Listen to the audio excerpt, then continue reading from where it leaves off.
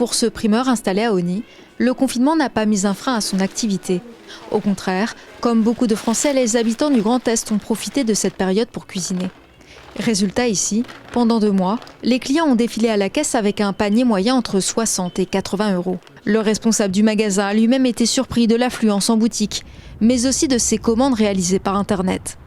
Comme beaucoup de petits commerces pendant la crise, il a développé un service de livraison quotidien depuis la mi-mars. Et on peut dire que cela a plutôt bien marché.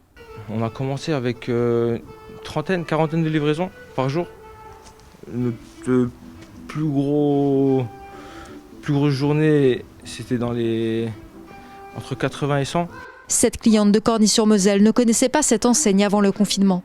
Alertée via les réseaux sociaux de son service de livraison, elle a passé commande chaque semaine pendant 2 mois. Et si cette période de restriction de sortie n'a pas changé ses habitudes de consommation, elle a accentué son nouveau mode de vie. On était déjà dans une démarche de local auparavant et là avec le confinement, on va plutôt se diriger vers les petits producteurs, aller chercher nos œufs à la ferme, le lait à la ferme, les légumes chez des petits producteurs en faisant attention qu'ils viennent bien de France. Alors depuis le confinement, les Français ont-ils changé leur mode de consommation ? Selon une étude du Centre de recherche en géographie de Lorraine, le LOTER, en partenariat avec la CCI, la réponse est oui.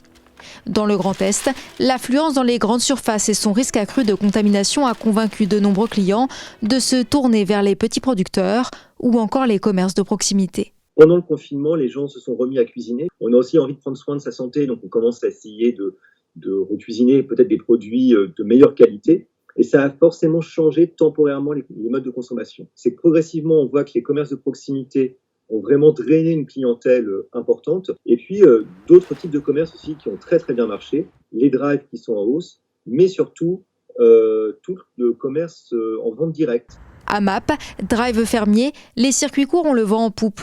Il suffit de regarder ces chiffres. Lors de la première semaine de confinement, les commerces de proximité représentaient 24% des lieux privilégiés par les consommateurs, 5% pour les circuits courts.